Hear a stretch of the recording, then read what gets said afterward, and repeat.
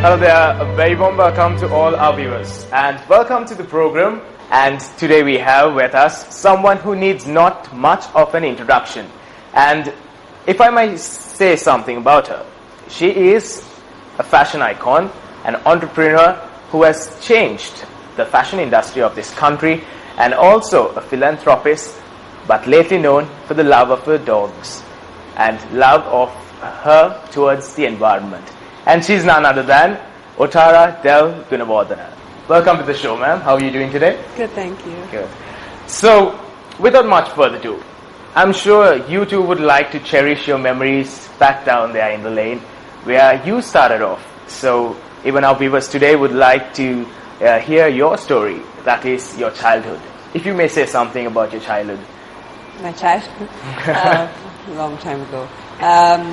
It was very memorable and full of, surrounded by obviously my family and always surrounded by animals from the day I could ever remember. And so my childhood was very free and very fun, and I used to spend a lot of time looking after animals and enjoying time with them in the midst of my going to school and the activities I used to do, which was sort of athletics and ballet. So you were the only one in your family, or? No, I have two brothers. I see, yeah. Okay. And from your child age, getting back to your school life, if you may say something about it, which school did you go to? I went to Ladies College in Colombo, and again, really memorable time and one that I really enjoyed. I used to spend a lot of my time doing sports and ballet, a little less time doing studying, but I had a good time, and I think that was really what school and childhood is about really being free and enjoying it rather than being under a lot of pressure to perform by being forced to do it. I did everything. I was very fortunate. Everything I did, I was able to do because I loved to do it and because I wanted to do it. So you were more of a very sporty person when you were in your school. So what is something that you would like to share with us, which you would never forget while engaging in sports? Oh, it was I was always very encouraged and very I loved the competitiveness and always trying to be better each day and driving myself to be better. That was something I've always enjoyed and always been good at focusing on from the time I was a child, and something I've kept through my life, I think, over the years. Were you the mischievous one, or were you the quiet one at school? No, I was the mischievous one. Would you like to share something about your mischief in school? Well, I wasn't very, very studious, and I wasn't, as a result, I was a bit more mischievous, and I was always, practicing and going for training and things like that. So I was more on that side of things rather than, going a lot doing a lot of studies. But, I have no regrets. It was a very enjoyable time. How was your sense of fashion when you were schooling? Did actually the youth look up to you? Wow, the way she dresses was really nice. We should start dressing up like this. I don't recall that at all. I was not really that interested in fashion. I was very much a shorts and t-shirts girl, and I used to be very much close to the environment, and even at that time, climbing trees and a bit tomboyish. So it wasn't really one of my passions at that time. But of course, a girl always likes nice dresses and likes to look good, and I do remember doing that as well towards in my teens. For you to be much of a nature lover, was it any one of your family members that inspired you to get very close to nature, or what was it? My family were also liked it, yes, but not to an extreme, and they used to encourage it, and we used to always have do trips together to the jungles, and we always had families animals within the family, around us, and dogs and rabbits and birds, and always it was also more to look after. I don't know, somehow we used to always have sort of, sick squirrels and birds that used to be near the house, which we used to look after, and then let them go. So yeah, my family used to always love animals and be close to them as well. Not to the extent that I did, but but it was something that they never stopped me from doing, and used to always encourage me to do more of it. And I think I'm really happy that it was that way for me. Was there a pet that you grew up with? Was there one pet that you were very attached to, and it was your saddest time ever to see that pet no more with you? Is there any animal that you grew up with? Yeah, I mean, when I had a dog called Pip, a Cocker Spaniel at that time, when he was a black one, when I was, and I think that was the first dog, and a couple other dogs as well. But he was the one I was closest to for many years. And no matter how much that there's a time that they have to leave you, it's always very hard to face that time. But that's life. Yes, that's life. So Otara, what about, we'll say, getting back from your school life to your young age, what was next in your life? Did you enter high school, or after school I went to university to study biology, because that was my dream, was always to learn more, so I could help animals more. And help in spreading a message to how important it is to save our environment and look after animals. As much as we love people, we need to love animals as well. So that was really why I went to study biology. I first went to study marine biology, but I was not really good at diving, so I didn't enjoy that part. So then I changed. But you say that you have biology. Any dark memories from diving? No, I had problems with my ears, and it was a lot of pain for me in my ears, and then I stopped diving, and I changed it to biology. And so that was really what I got my degree in, was biology. And we know friends are always a part of our life. Was there a group of friends that you grew up with who are still with you in your journey of success? I've had a lot of friends from my school days and university days. So the friends have you have different friends throughout the years. I'm in touch with most of them, not all of them. During my time of business, it was very difficult for me to keep in touch a lot, and so sadly I've not kept in touch as much as I should, but yes, certain friends who have been very close to me over the years I'm still in touch with, and I still do meet. Now, throughout this conversation which we were just having, it was all about nature, but suddenly Otara was known for this huge fashion person. How come while we were talking I didn't hear you say much about fashion? It was all about nature. How come suddenly that from the nature lover to being a person all fashion driven? How did this work out? Well, I started as well. I started the business and started everything I did for fashion.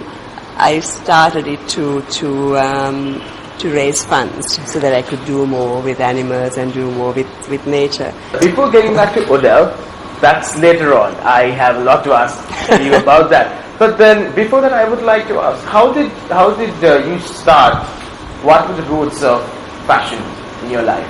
Like, did you follow anything, or was it an inspiration? Did anyone say, okay, look here, this is your strength, you should follow this line? How did it all start? No, everything was to do with what I liked to do, and what I was capable of doing, and everything that I did was something that I liked to do, and what I enjoyed doing.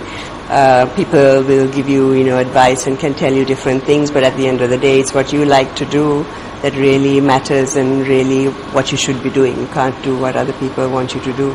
So that is all that I followed. I just did things that I enjoyed doing, and I enjoyed seeing people coming and enjoying what was there for them as in a format of a store or in a format of product or service, and that is really the main the mantra I followed over the years. It was really to give people something to enjoy, something to love, and something to look forward to coming and seeing.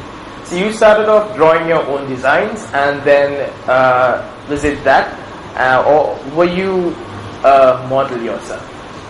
I mean, after university, I started. I was a model. I came back to Sri Lanka, and then I started modeling, and that was really how the fashion side came into it as well. So I started modeling for a few years, and then I went into.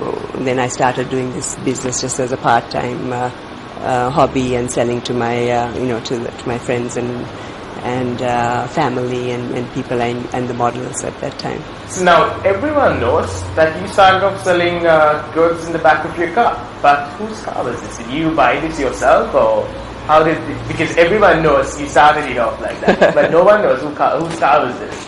Well, it was a car. It was a very old car that I was actually given by my father when I came back, just to help me get around, and it was very, very ordinary basic car, and then after doing a little bit of modeling, I actually upgraded it to this old blue station wagon, and that was the car that I used to do the business, or to start the business, and that was really how it started.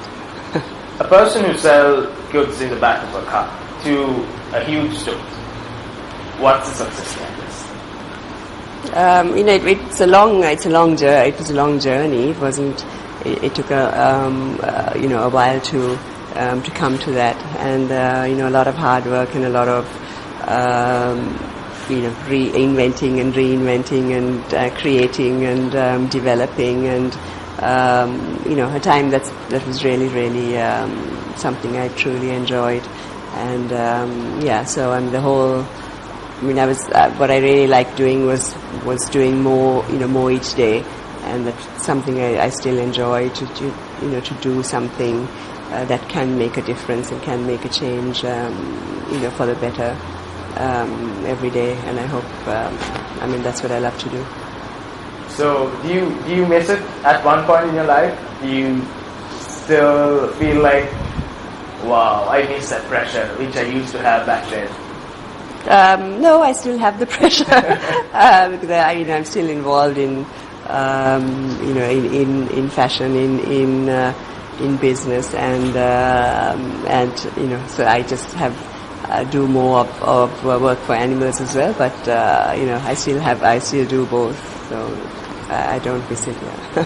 And I'm just shifting the conversation to a different angle. The love of your life is your kids. Are they academic, or are they sports, or are they following your path? What about them? One is still in university, and the other one is still 15, so he's still in school.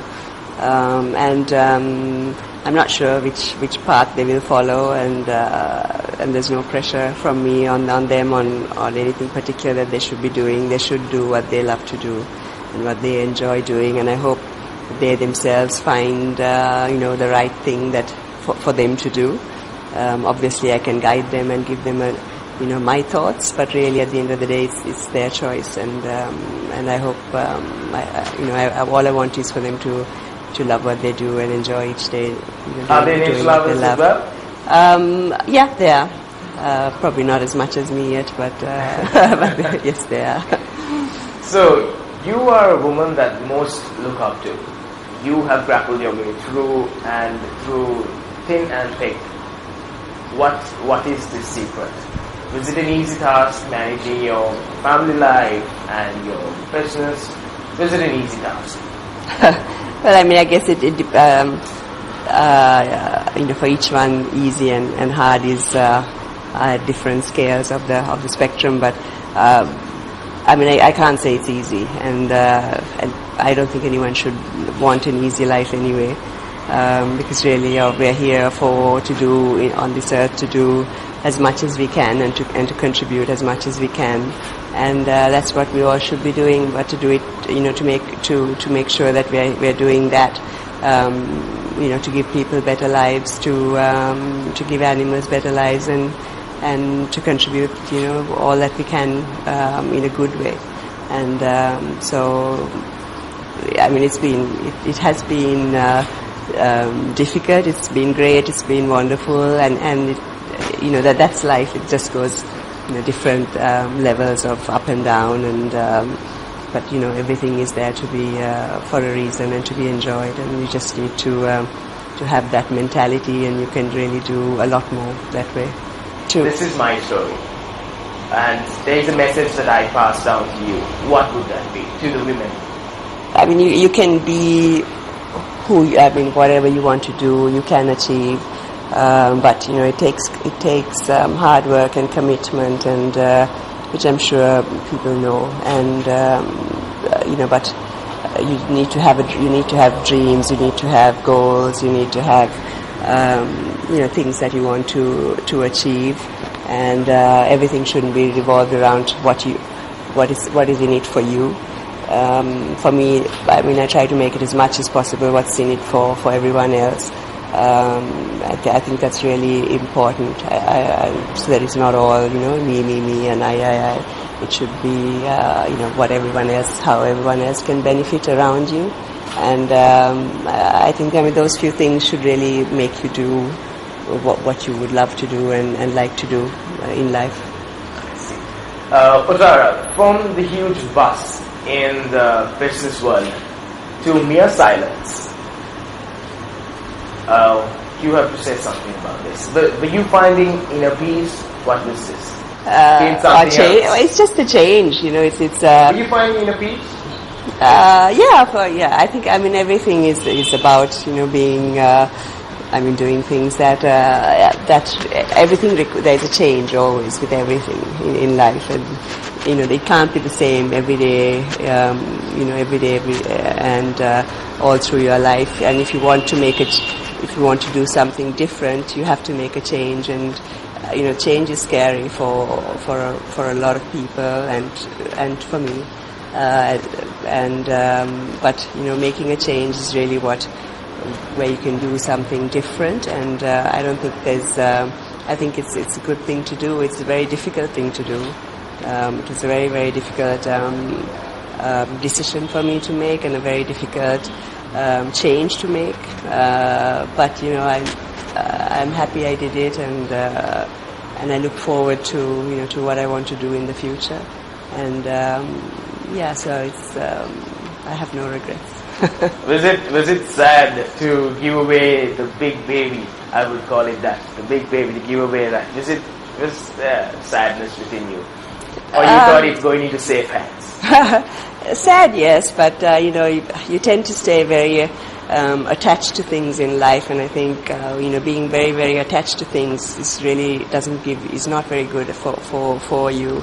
You lose out on a lot of other things that you could be doing, and a lot of better things that you could be doing if you stay, by staying attached to material things, by staying attached to certain things that you think you need for your life, but really you don't need a lot in life to be able to give more and love more and do more. And that's the decision I wanted to take, and wanted to detach from what I built and what I have been doing for 25 years. And it's something I'm glad I did. Well, thank you very much, Otara. More of Otara comes your way after this.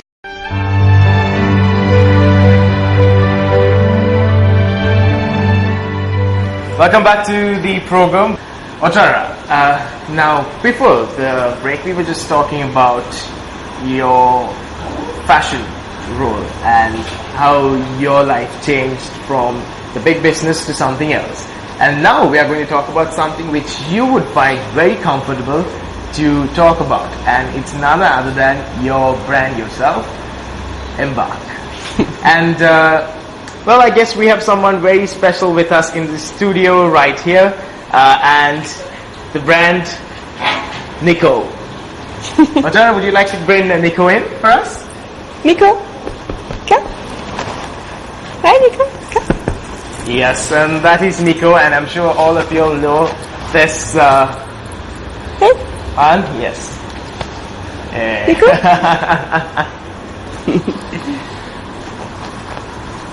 Okay, seems like Nico doesn't want to take a seat. Right. Otara, what would you like to say about this, your transition?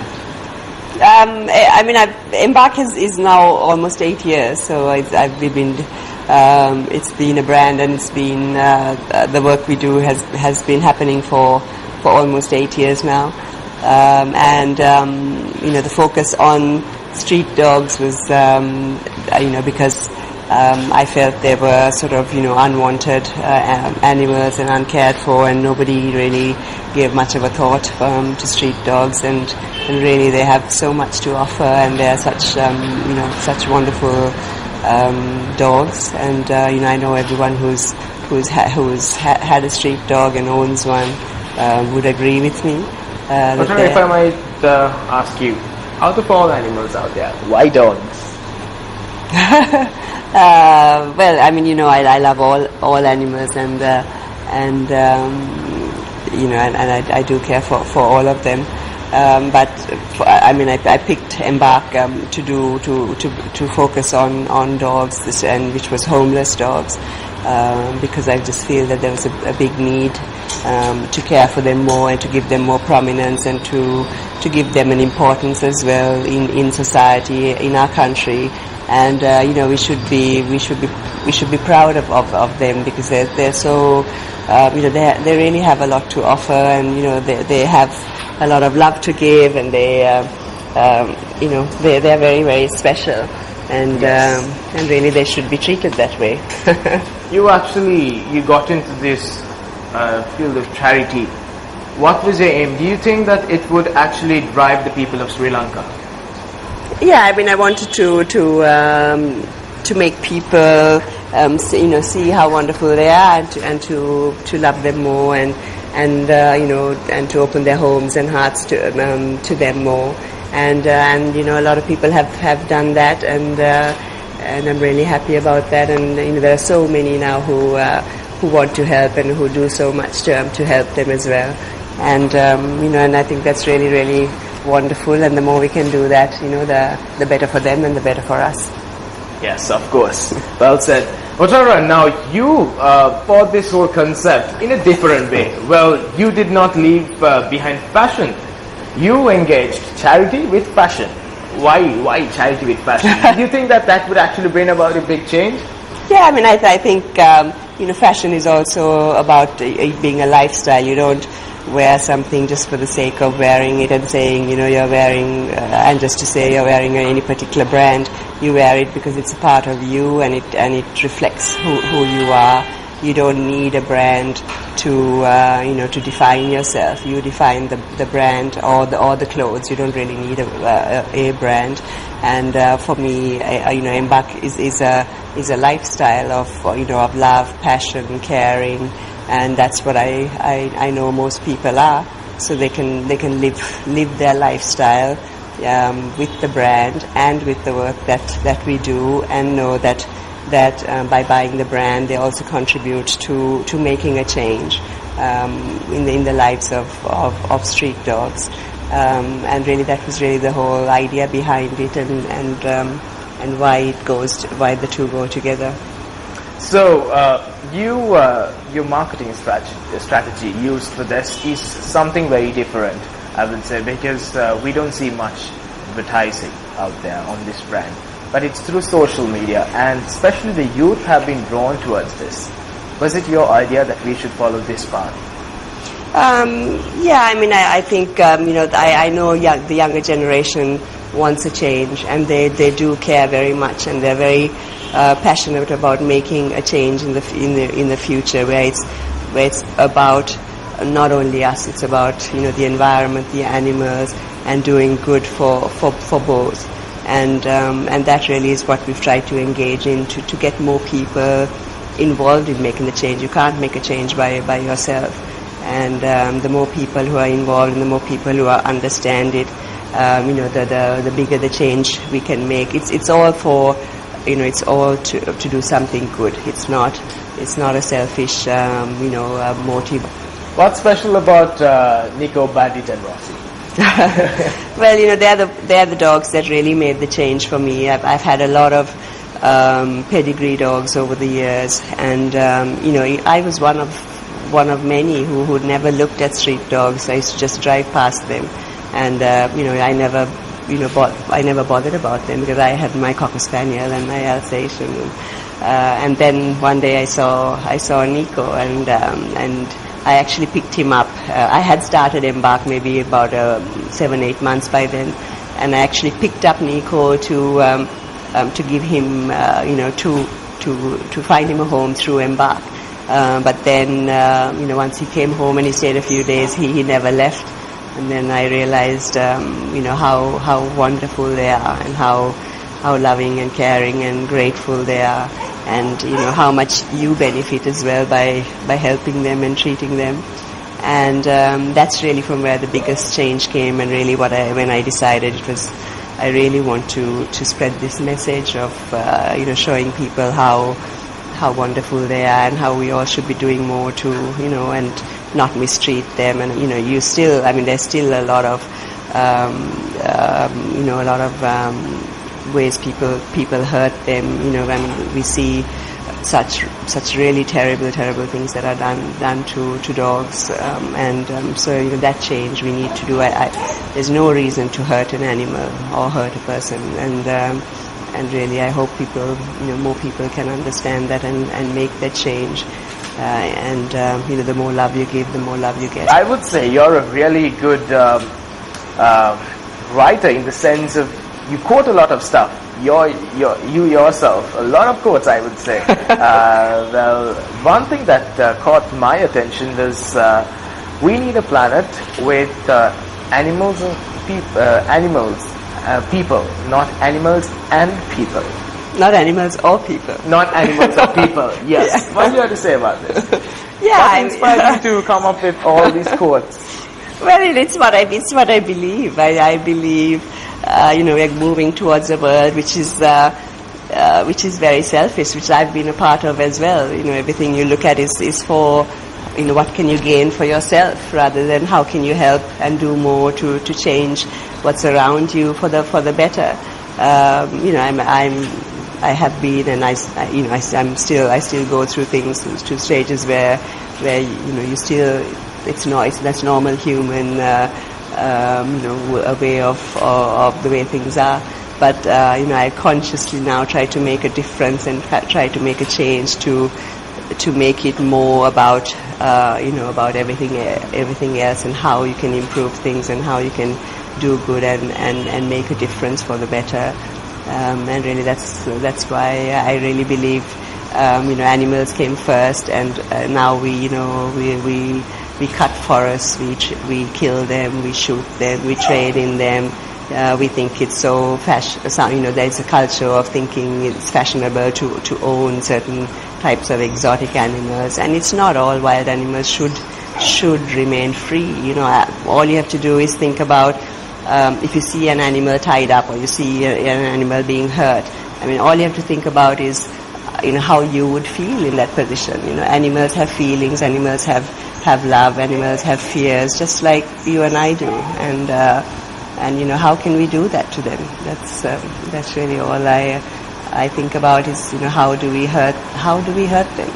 We That's wouldn't where do it everyone to goes ourselves. wrong. Yes, well said, true. Because most of them forget that they are animals, but they too have feelings. Especially when we take dogs, they are animals with a lot of feelings.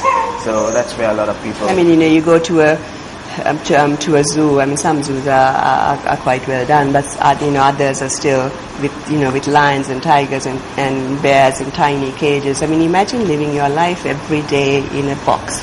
All you do is you wake up, you're in this box, and people come and stare at you. It's a horrible, horrible life, and I don't know what. We shouldn't be going to see those things, and it's not something. How can we enjoy another being's misery? We shouldn't. Are you looking forward to change this? We'll say in Sri Lanka, is there any initiative that you would say I hope I can make a change. I hope so, and I think there's a need for it. I know there are a lot of people who want to make the change, and I think it's time that we did that. There are certain things. It's a normal progression of a country or the world where things change, and and it's time that we do change, keeping animals in small cages, tied up, to give them more the freedom that they deserve. And you think you're in the right track in getting that done? Well, I mean, there's a lot to do, but I mean, I will do all that I can, and I really do hope that, I can't do anything on my own. It has to be something that we all do to make the change. It's not one individual that can make a change. It's a whole country and everyone in it that can make the change. I see. So, in this span of time, being with the environment, being with dogs especially, which you're very close to, is there anything that you would not forget for the rest of your life? I don't think I'll forget anything. Everything. All those memories are just great. Yeah, I mean, everything has been very special for me, and the good, the bad, and the ugly, and the wonderful, and I've enjoyed my journey so far, and I look forward to whatever I have to do in the future, and it's something I try to do what I love to do, and I will continue to do that. And Otara, what's your next step? What are you hoping to do? Now we see you with pets, and it has gone viral on social media. We see you coming up to you, posting it on your wall, saying, "We found this dog, help save this dog." What is the next step? Just to do more. I think there's so much more to do to help and to make a change in how we treat animals, not only dogs but all animals. And it's a change that, like I said, we have to make together, and that will be a good change to make for all of us. And I hope we can have a country where we really value and we respect and we live in harmony with not only the people but with animals as well. And would you like to say anything to the people out there? Any message? Because you're a person who passes out a lot of messages. Take care of this environment. We need to bring about change. We need to save the life of an animal. Is there anything that you would want to add to this? Well, I mean, I think I've said, I think a lot of the way I feel, and also what I believe, and I know that many believe in Sri Lanka on how we need to make the changes for the benefit of animals and people, and so we just need to take the steps now to do that, and and make a better Sri Lanka for all of us. Well, as it's time for us to wrap up the program today, is there something that you would like to say to the world out there? Well, no, I mean, enjoy what you do, and do what you do every day to make a difference for the better, and we're all capable of a lot of things. And cruelty is not one of them, and we need to make sure that we one thing is we speak out when we see it, because not speaking out also makes you guilty of the cruelty, so yeah, it's time to make a change and make a difference. Well said, Otara. Thank you very much. It's obviously time for all of us to change the way we think, and also we would like to extend all our wishes to you that your future endeavors be very successful, and you will be a person who brings about change and change the way that people think, and your love towards the environment, let it increase day by day. All our wishes to you. And also finally, thank you very much for joining with us. We actually got to know a lot about you, in and out about you, and I'm sure our viewers too would have got to know a lot of things about this beautiful lady, Otara Delgunawardena. Thank you very much, ma'am. Have yourself a lovely day. Thank you. Also, all our viewers, thank you very much for stopping by. Until next time, take care and good luck.